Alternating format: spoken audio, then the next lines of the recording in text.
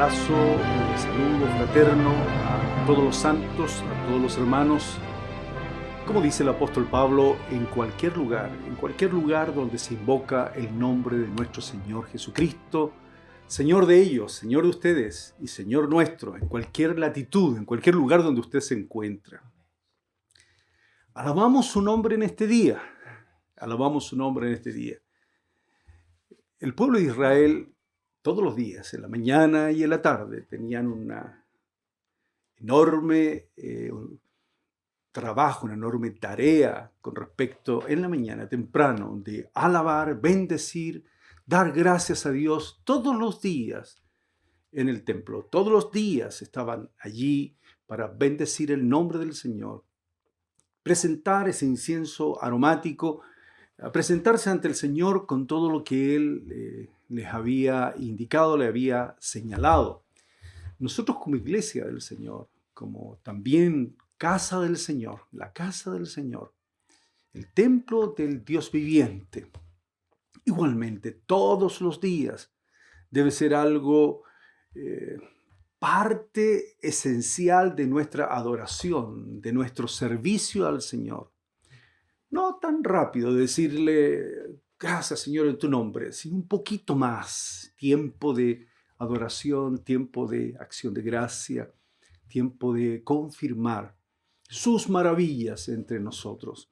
Amados hermanos, estamos juntos para compartir, como hemos titulado a este programa, al partir el pan, para compartir las palabras del Señor, ¿no? A Cristo, el verdadero pan que Dios enviado del cielo, dice las Escrituras. Cada tiempo, cada ciclo que el Señor nos entrega para compartir con ustedes lleva algún nombre, que sea, por supuesto, aquello que le dé el sentido.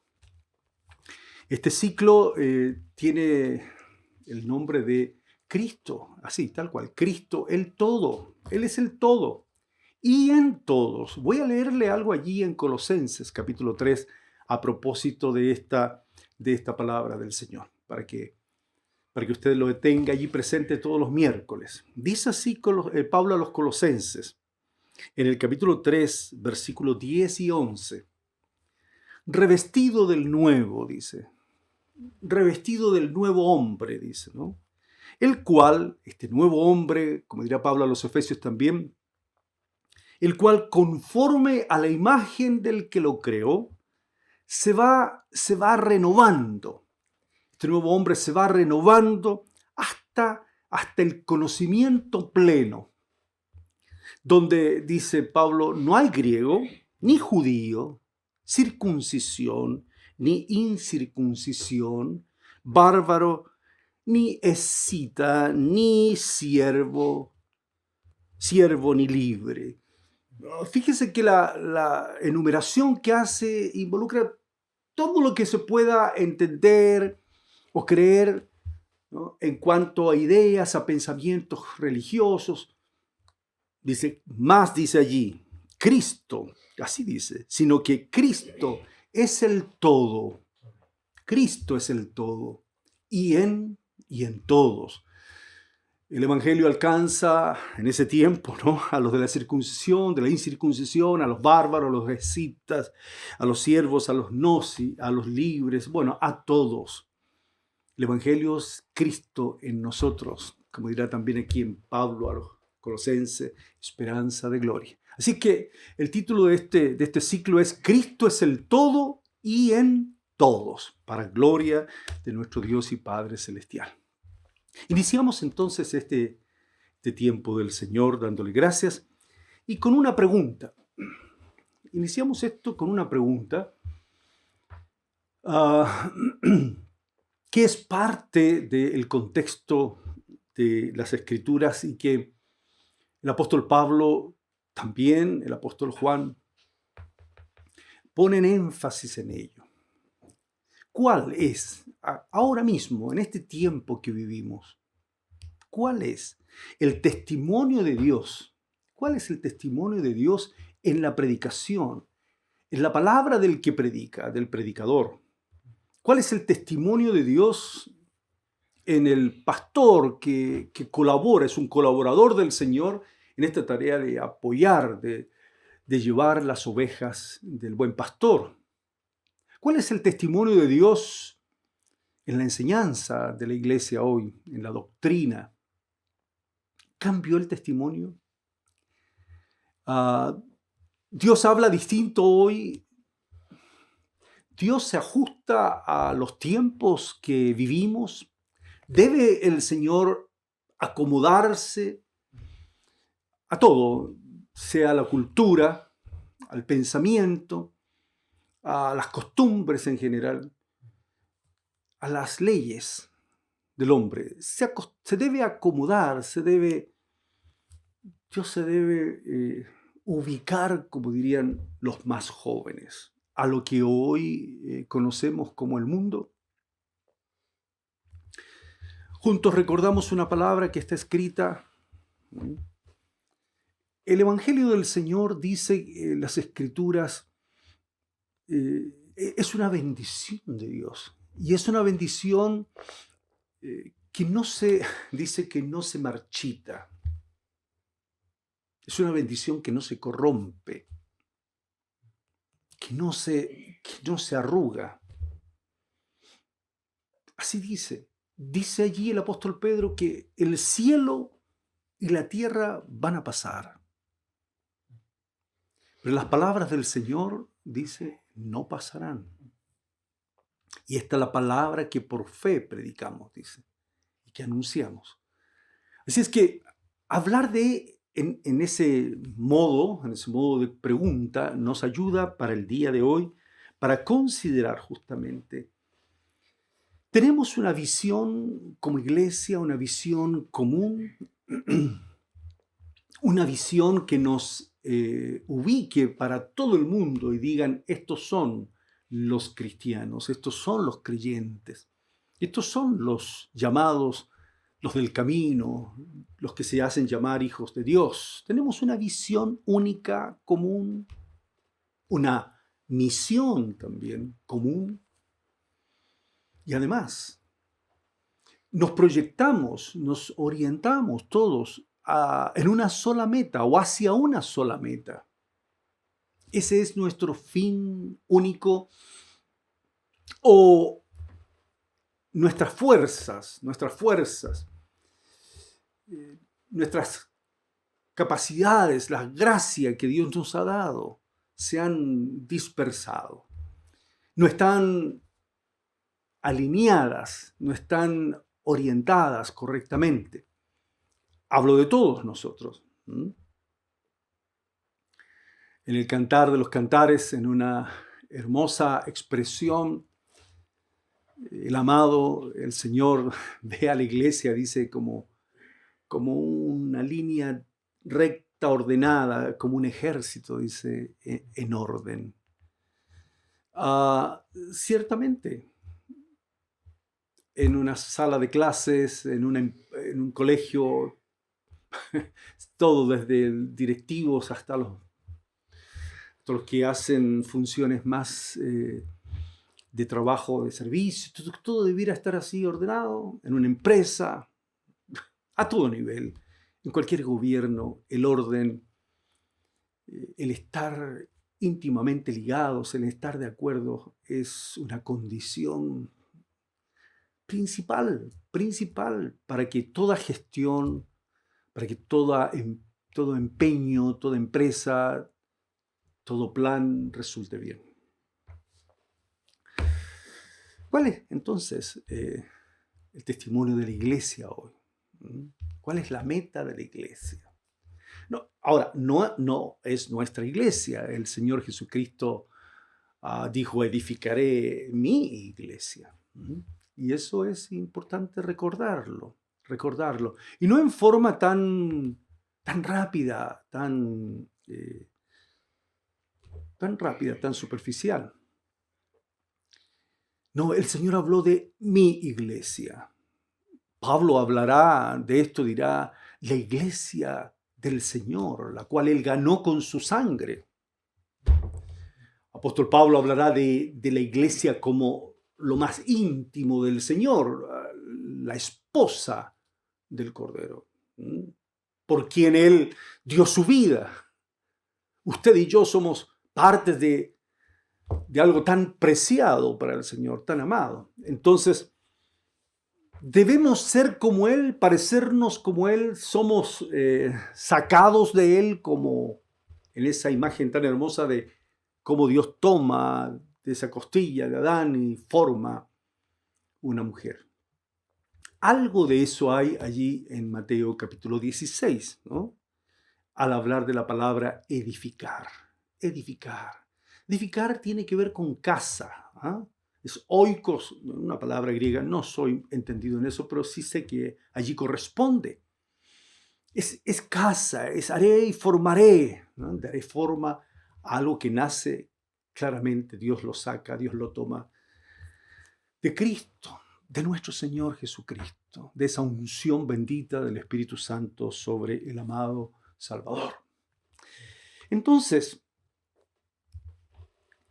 si nosotros tuviéramos que considerar las Escrituras y poner atención, fijarnos cómo el testimonio de Dios, cómo el testimonio del hablar de Dios, nosotros en general a eso, al testimonio de Dios en lo general, le llamamos la buena noticia, el Evangelio. Y corresponde, solo que lo dejamos allí a secas, ¿no? Decimos el Evangelio. Las Escrituras lo usa de ese modo para referirse al todo, ¿no? Pero cuando se refiere al testimonio de Dios, habla claramente del Evangelio del reino de Dios, por ejemplo, ¿no? O el Evangelio acerca del Hijo de Dios. Es la noticia, es la buena noticia acerca del Salvador, de Jesucristo, el Hijo, el bendito Hijo de Dios. Cuando nuestro Señor Jesucristo le pregunta a los apóstoles en forma muy especial y dice, ¿quién dicen los hombres? ¿Qué opina la gente? ¿Qué opina la gente, por decir así, de la calle, ¿no? Como esas encuestas, ¿no? Al paso. ¿Quién dicen los hombres que es el Hijo del Hombre? ¿Qué opinión hay? Entonces, bueno, los apóstoles ya habían recogido algo, escuchaban, se repetía, y unos decían, bueno, eres alguno de los profetas, y así, ¿no? Empezaron Elías, tal vez eres el Bautista, ¿eh? Que ha resucitado. Y lo más importante, y ustedes ya lo saben, estamos tomando estas verdades para repasarlas, para buscar juntos, ¿no? Lo que dicen las Escrituras. Y el Señor le pregunta a ellos en forma muy directa, muy directa. Es como que hoy el Señor nos pregunte, y te pregunta el Señor. Mauricio, Juan, María, Gladys, dime, ¿qué dices tú de mí? ¿Qué dices tú de mí? ¿O qué dices tú, iglesia, de mí? ¿Quién soy yo? Y sabemos eso, conocemos, gracias a Dios por ese testimonio que se ha constituido como fundamento, ¿cierto? Fundamento de nuestro hablar, de nuestra fe, de nuestra confesión. Es un hecho que nuestro mismo Señor presentó allí la imagen de ese fundamento cuando dijo, sobre esta roca edificaré, ¿no? Mi iglesia. Es importante entonces considerar cómo en las Escrituras está el testimonio de Dios para una iglesia que debía constituirse ella misma. Voy a leer una parte de las Escrituras. La misma iglesia debía constituirse esencialmente, por naturaleza, como fundamento, fíjese, como baluarte, bastión de la verdad. Sí. Es como decir, son una sola carne. Él es la roca. Nosotros somos piedras vivas que nos acercamos a esta roca y somos sobreedificados en ella, levantados en ella. O sea, tenemos el mismo testimonio del bendito Hijo de Dios. Cuando el Padre le dice, tú eres mi Hijo, tú eres mi Hijo. Y nosotros decimos, gloria a Dios, Jesús es el bendito Hijo de Dios. A Él oír. Algo así es lo que la iglesia debiera ser en cuanto al testimonio. Debiera tener de tal manera el testimonio de Dios en sí que, cumpliendo lo que está escrito, Dios ha puesto, dice, el espíritu de su Hijo en nosotros. Y la relación de nosotros con el Padre es como la del Hijo. Y podemos nosotros, como el Hijo, como Jesús el Señor, podemos clamar, Abba Padre, Abba Padre. Debemos tener el testimonio de Dios en nuestra vida de que efectivamente, dice Pablo, somos hijos de Dios. Hablamos entonces no como contratados externos para colaborar o ayudar en esta gran empresa. Es lo que se usa, ¿no? Más, no, corresponde de tal manera el evangelio, el mensaje en nuestra vida, que ya es nuestra propia vida. Cristo pasa a ser el todo en nosotros y en todos. Las palabras del apóstol Pablo son tan elocuentes, tan macizas, cuando dice, de modo, que si alguno está en Cristo, es una nueva creación, es un cambio total, nueva criatura es. Y hablando de las cosas viejas, o sea, todo lo anterior de su vida, pasaron, todo. Su forma de pensar, su forma de entender la vida, sus proyecciones, las prioridades en su vida, su pensamiento político, y se lo digo tal cual, hermano querido. Porque cuando se habla de pensamiento político, se habla de a quien yo anhelo para que gobierne, para que administre los bienes, para que dirija, para que se constituya en aquel a quien yo le puedo llamar excelencia, sea quien sea. En el caso nuestro, cambia todo. No es que nos apartemos del mundo en términos de no participar en las cosas que son deberes. Mas estamos en el mundo, dijo el Señor, pero no somos del mundo, no lo somos. Entonces, Pablo habla de tal modo es este testimonio, de tal modo es esta realidad, que es una nueva creación, una nueva vida, un nuevo, va cambiando el entendimiento, una renovación del entendimiento, de mí mismo, del concepto que yo tengo de mí mismo, y así sucesivamente. Voy a leer allí en primera, decía, ¿no? En primera de Timoteo, que es conocido, Pablo le habla a Timoteo. Pablo considera a Timoteo como un hijo verdadero hijo, como un amado hijo, y le dice, mira, te escribo, voy a ir pronto a verte, capítulo 3 de primera de Timoteo, ¿no? Capítulo 3, verso 14 al 16, le dice, puede que tarde, para que si tardo, sepas, mira, Timoteo, es tan importante esto, sepas cómo debes conducirte en la casa de Dios. En la casa de Dios, ¿eh?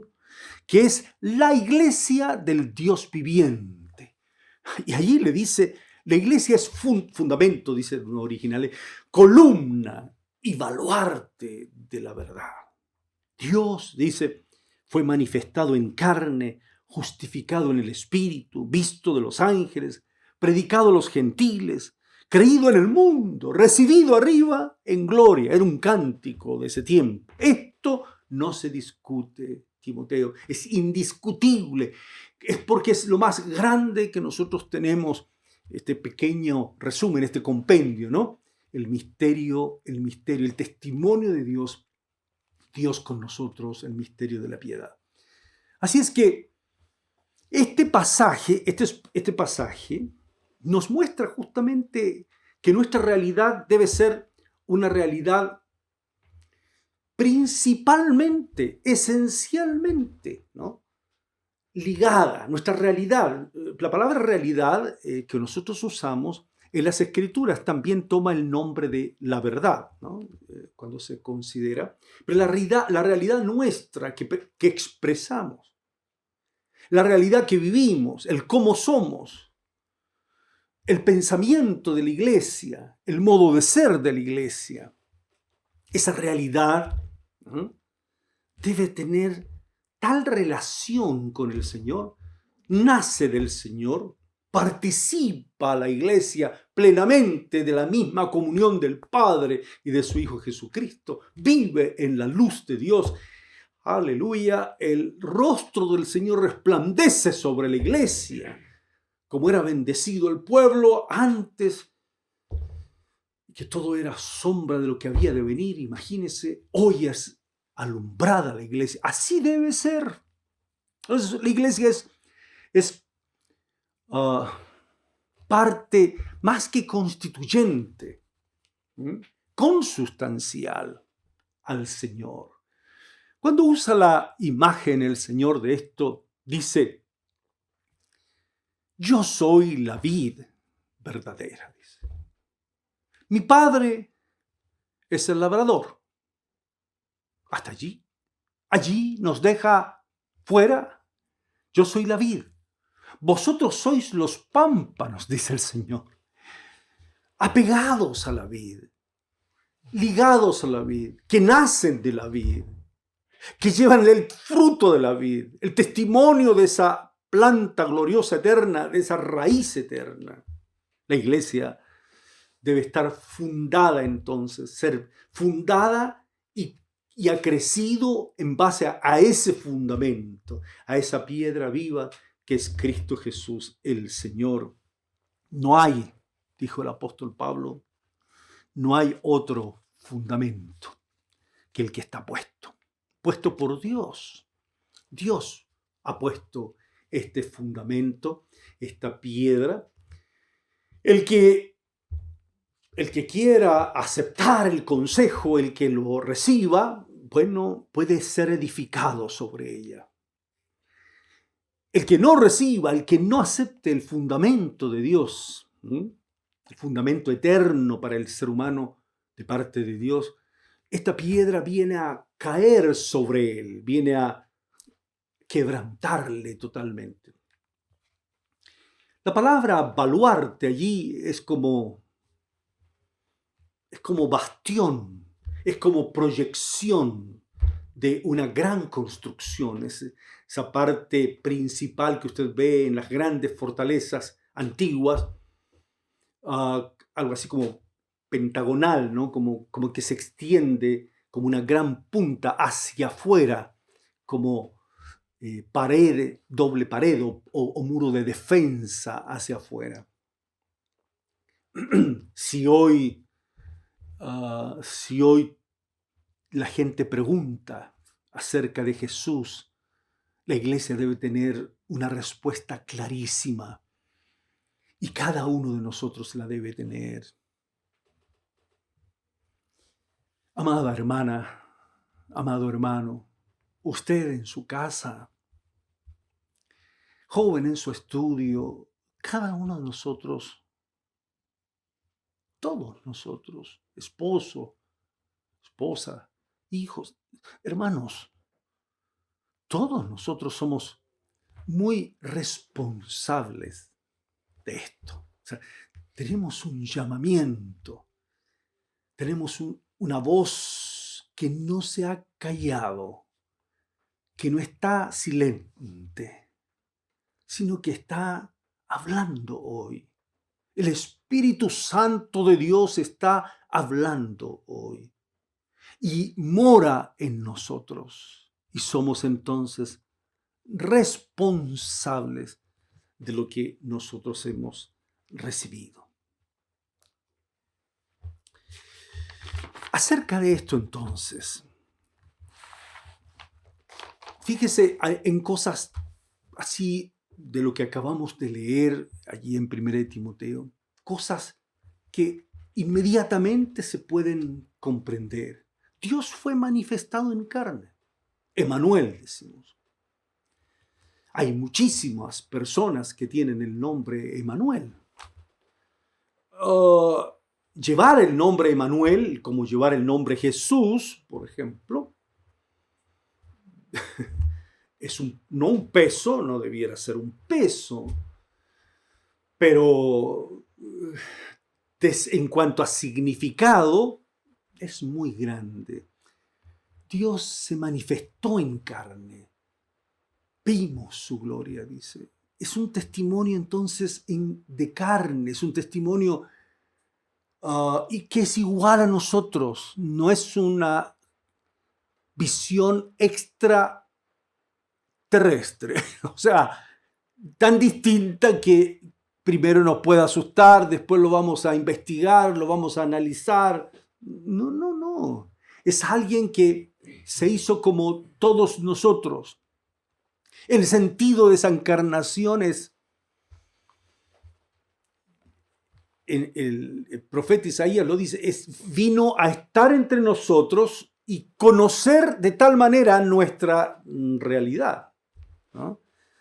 Él se acuerda, dice las Escrituras, Dios se acuerda de nuestra debilidad siempre, se acuerda que somos polvo, en ese sentido, antes de Cristo, claro, con tantas debilidades, sí se acuerda el Señor, pero vino a vivir esas debilidades, en el sentido de la humana debilidad que dice el apóstol Pablo, vino a estar con nosotros, a comer con nosotros, dormir con nosotros, sujetarse a condiciones humanas, totales, iguales.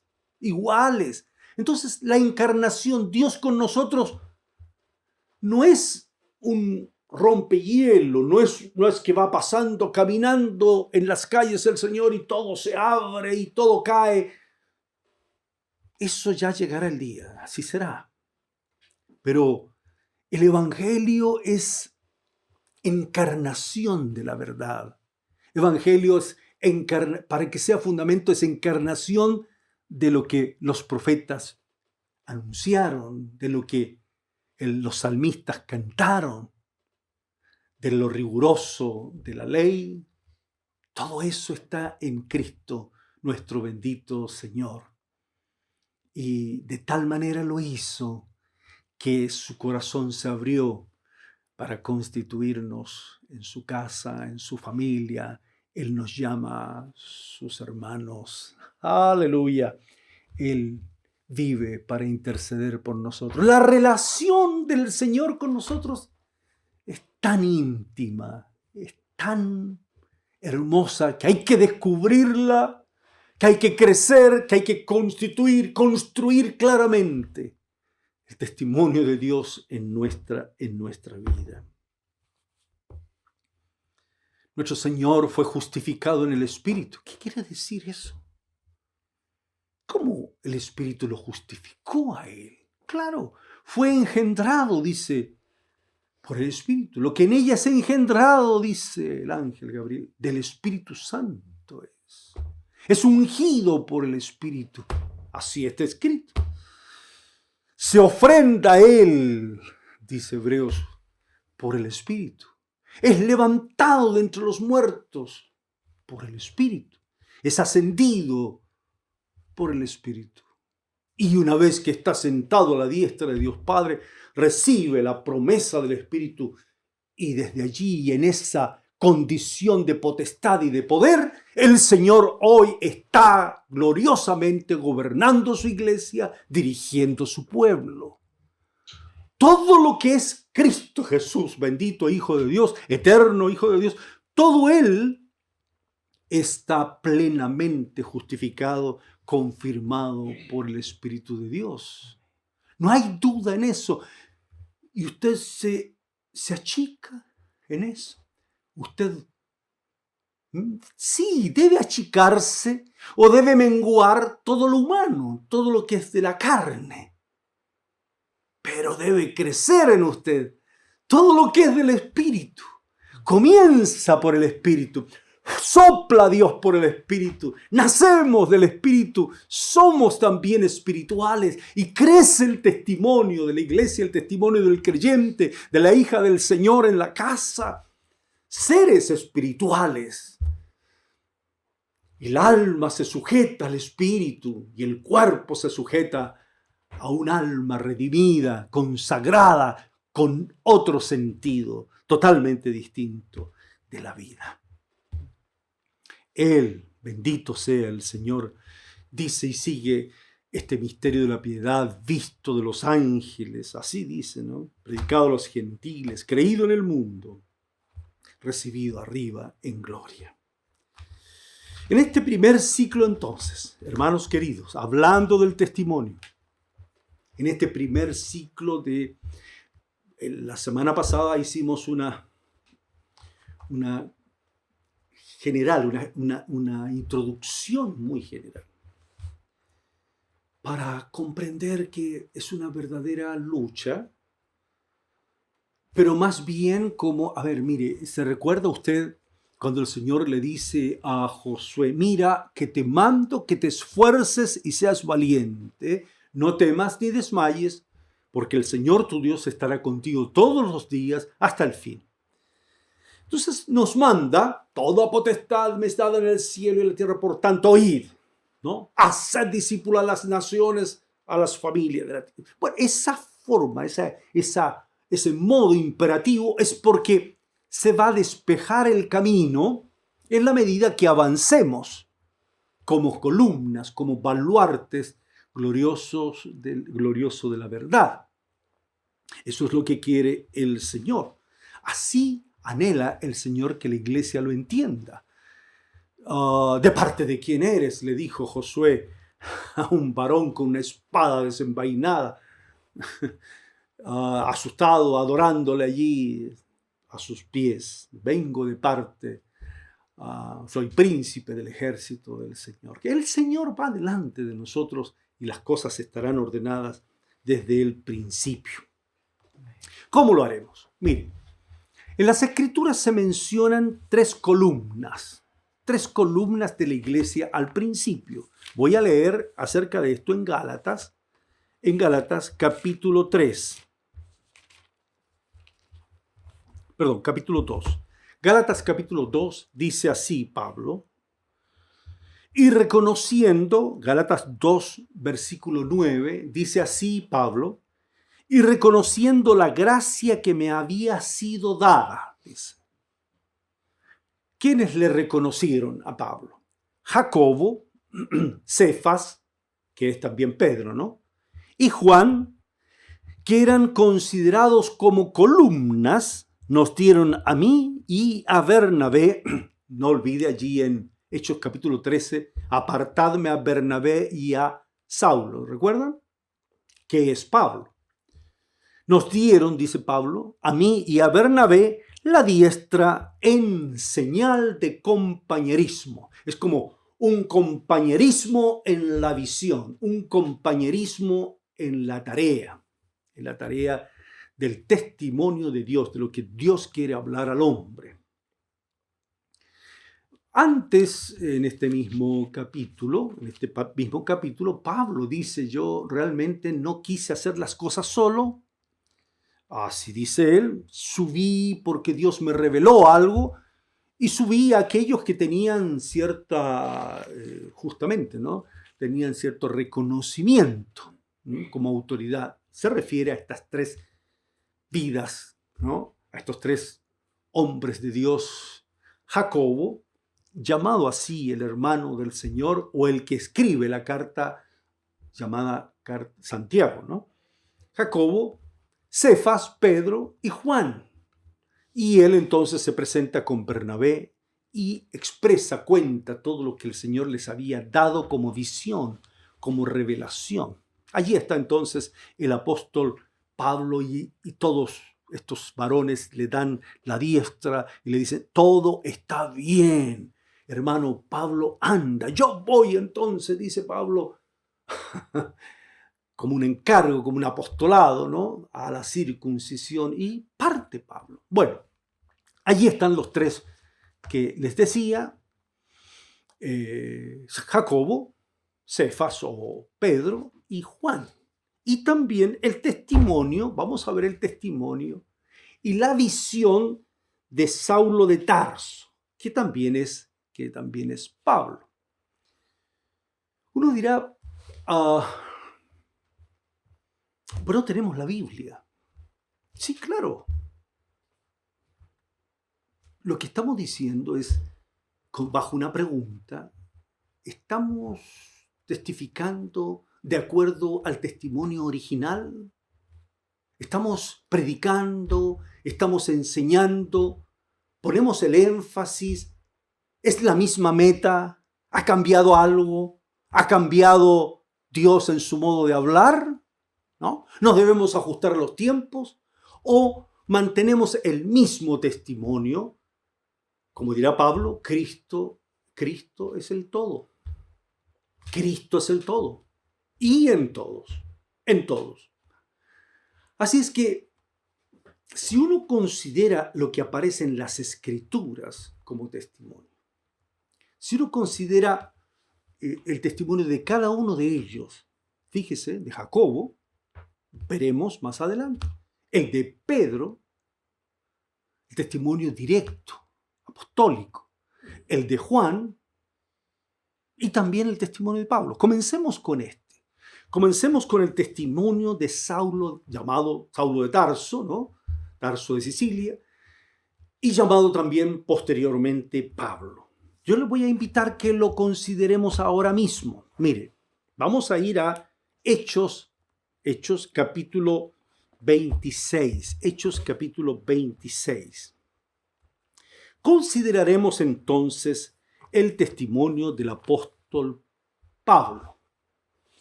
Pregunto, antes de leer Hechos capítulo 26, verso 9 en adelante, diríamos nosotros, ese era el testimonio de Pablo.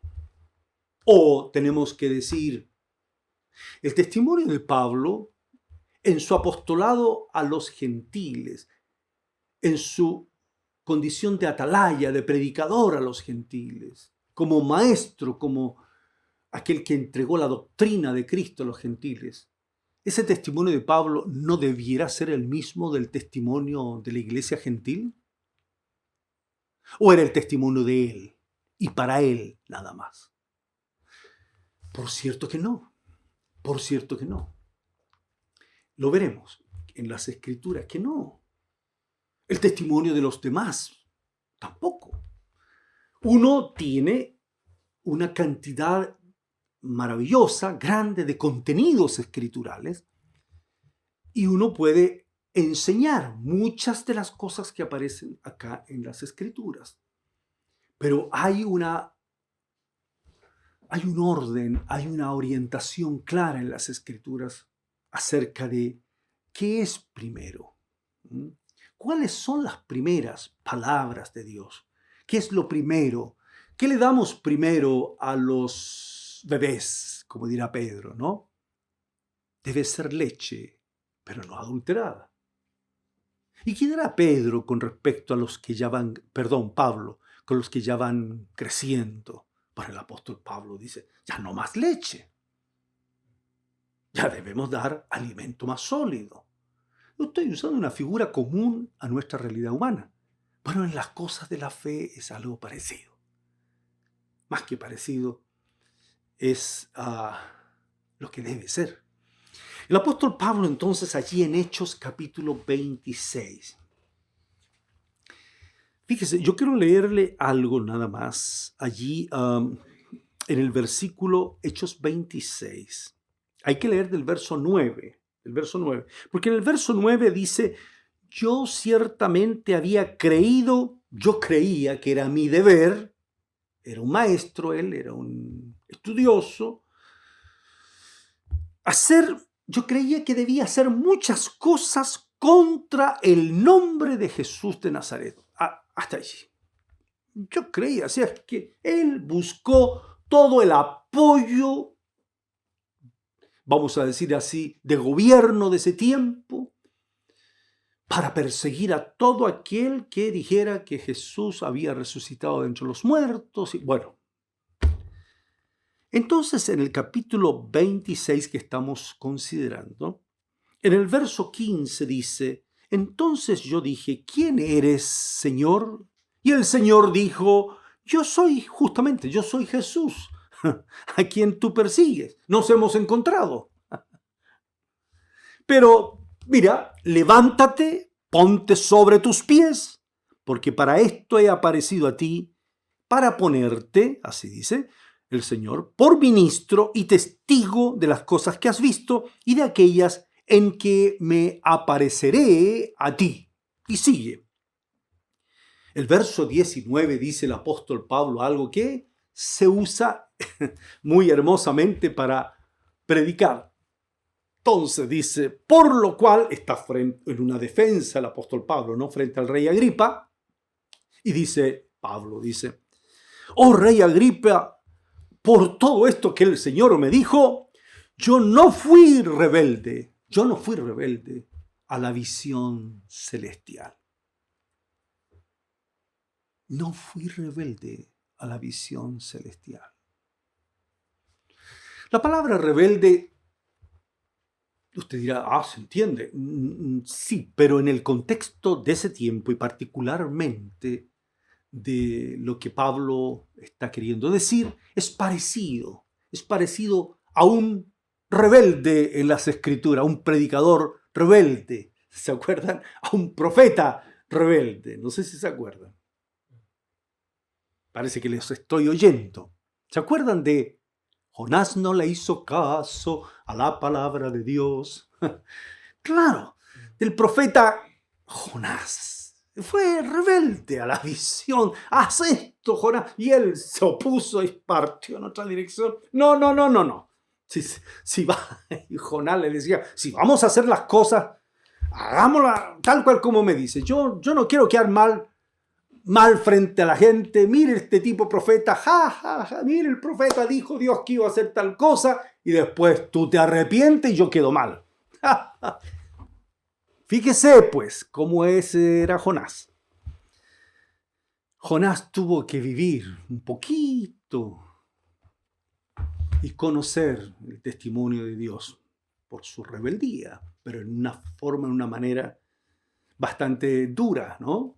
Tragado por un pez y desde lo profundo del Seol, por decir así, del Hades, allí en una situación terrible, ¿no? En las entrañas de la tierra tuvo que clamar al Señor. Amados hermanos, Pablo dice, yo no fui rebelde a la visión celestial. O sea, yo no huí de esto. Porque vamos a ver el marco de esa revelación, el marco de esa visión, ¿no? No es tan sencillo, es muy amplio y de mucho peso. La tarea suya, hermana, mamá cristiana, hija del Señor, hermana mía, papá, joven, la tarea es la más grande de todas.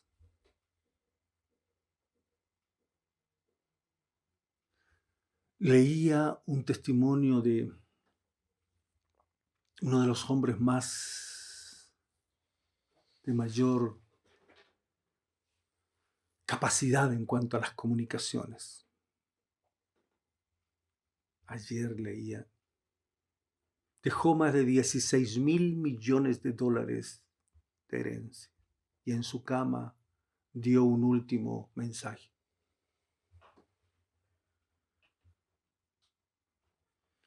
Todo lo que he hecho, dijo él, no basta para nada con respecto a la vida. No sirve. puedo contratar a quien yo quiera, decía él, pero no hay nadie que pueda salvar mi vida. Estaba con un cáncer al páncreas, casi en los huesos. Es doloroso escucharlo. No vale cualquier trabajo nuestro, humano, en esta tierra, no vale nada. No hay quien pelee en esa guerra, en esa batalla, dice Salomón. Estamos perdidos frente a la muerte. Si usted tiene un mensaje de la vida, si usted tiene el mensaje que vence a la muerte, ¿acaso no es de la mayor envergadura su mensaje? ¿Acaso no es lo más grande su mensaje? Claro que sí. Diga en su alma amén. Claro que sí. Levántese sobre los pies, como le dice el Señor a Pablo, porque es muy grande lo que Dios nos ha concedido. Claro que sí. Ser rebelde a la visión celestial es ser rebelde al llamamiento. ¿Es rebelde la iglesia hoy? O sea, elude la iglesia lo que debe decir. Y no me estoy refiriendo a plantearse contra pensamientos comunes y corrientes de la política contingente, por ejemplo. Opiniones más, opiniones menos. No, hermanos. La iglesia está bajo un decreto celestial, un decreto de Dios con respecto a la predicación. Pablo decía, ¡ay de mí! Decía, si no anunciar el evangelio, ¡ay de mí! Me es impuesta la comisión, no puedo renunciar a ello, no puedo renunciar a ello. Entonces, tal vez lo más destacado de todo es que se cayó de un caballo, es que la ceguera de Pablo, sí, todo eso ayuda, pero lo más importante es la visión misma y el contenido de esa visión celestial. No hay nada más importante que ese contenido, que esa visión celestial, que el apóstol Pablo no se la quedó para él, ni fue algo que él enmarcó y que la puso en su oficina. Y que, bueno, con eso él entonces respaldó su ministerio. No es así, amados hermanos. Él la traspasó, él la entregó en todo. No dejó nada, dice, yo no rehuí entregaros nada, absolutamente nada del consejo de Dios. Nada. Todo lo que era útil, todo lo que era necesario, decía, usó esa expresión con respecto al consejo, al llamado de Dios, al plan de Dios, yo lo he entregado, así dice el Señor. Tanto es así que no estimé preciosa mi vida, así, ¿no?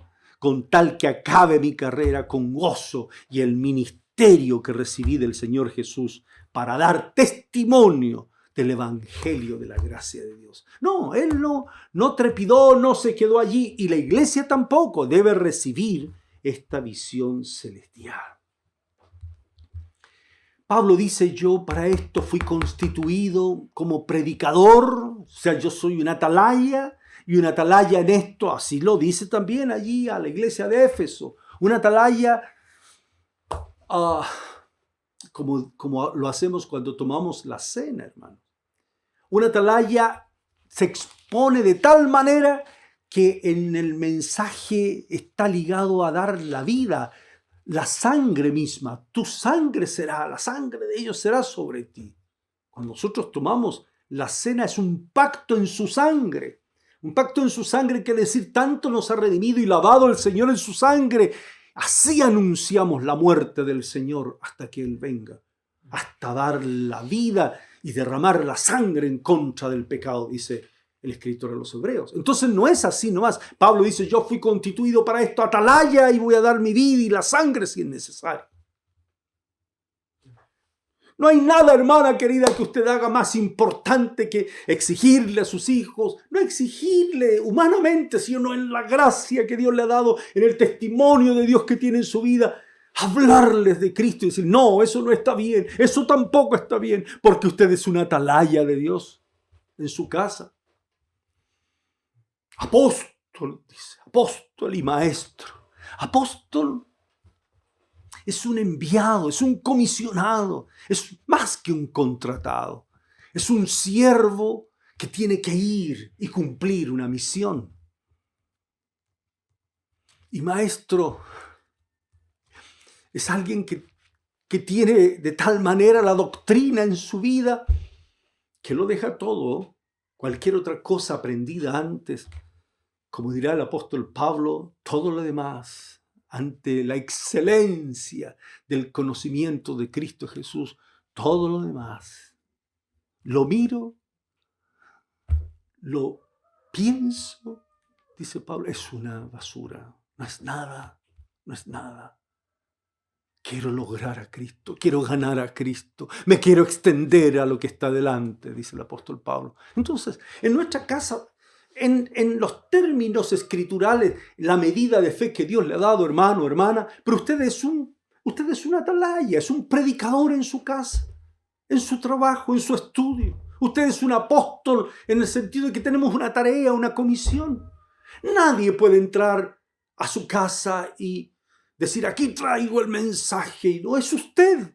Es que no puedo, pastor. Levántate, hermano, hermana. El Señor te va a constituir, te va a enriquecer, pero preséntate frente al Señor. No dejes que las cosas anden como quieran en la casa, porque en tu casa también debe estar la iglesia del Señor. La iglesia que está en tu casa debe ser una máxima en los creyentes hoy día. No ser rebelde a la visión celestial. Pablo vivió tan intensamente a Cristo, mire, de tal manera fue su vida, de tal manera, mire, dice, por un lado dice, vive él engendrando hijos, es el sentido que dice, yo los he engendrado, lo siente, ¿no? En su alma. Con respecto a la evangelización, a hablarles de Cristo, yo los he engendrado, dice. Tengo una relación de compromiso. Os he desposado con un solo esposo para presentaros como una virgen pura a Cristo. Pero en cuanto a esos hijos nacen, no los deja allí. Muchas veces decimos conservación de resultados para la iglesia, pero pasa una semana, 2 semanas de alguna capacitación y ya. No. La tarea, y usted lo sabe si está casado, si está casada, hermana, es madre. No, ya comenzó su tarea y usted no la puede dejar porque dice está cansada, pero hay algo adentro en el alma que lo impulsa y usted se levanta y la visión que tiene de un hijo que va a ser formado un día, esa visión que tiene, esa visión la lleva a levantarse, otra vez a cambiar pañales, a tratar con el hijo una y otra vez, y la ama a su hija, a su hijo, y ama a su esposa, y ama a su esposo y siguen adelante en la tarea. Pablo para eso, ¿sabe cómo le llama? Primero, los engendré.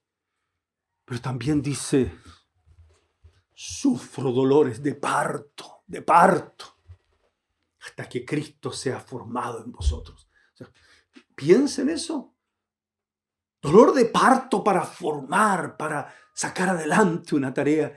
Es como eso, dice, ¿no? Como una institutriz, dice Pablo, como quien se entregó totalmente para cumplir la tarea del Señor. La meta de su vida, los hijos que el Señor le dio, son con dolores de parto. Pablo allí en el capítulo 22 del libro de los Hechos, para estar concluyendo, Hechos capítulo 22, dice así con respecto a esta visión. Más bien es Ananías quien le dice. Le dice, hermano Saulo, recibe la vista. Que el Señor nos dé vista, hermanos. En aquella misma hora recobré la vista, lo miré. Y Ananías le dijo, el Dios de nuestros padres te ha escogido para que, primero, conozcas su voluntad. Segundo, veas al justo, veas quién es el justo, oigas la voz de su boca y finalmente seas testigo suyo a todos los hombres de lo que has visto y oído. La visión celestial es conocer la voluntad de Dios, tener una visión de Cristo con los ojos del entendimiento alumbrados con la luz del Señor. Oír la voz de Dios. El Evangelio es por revelación, dice Pablo, y ser testigo de lo que vemos y de lo que oímos. Si usted por fe ha oído que Cristo sea el todo en su vida, incline su rostro. Padre, en el nombre de Jesús, bendigo a mis hermanos y hermanas, como por misericordia tú me has bendecido y has bendecido la casa. Bendice, Padre, a cada uno. Padre, que vaya adelante lo que tú has querido que entregarle en este tiempo a la iglesia. En el nombre de nuestro Señor Jesucristo. Amén. La gracia del Señor sea con todos ustedes, amados hermanos. Amén.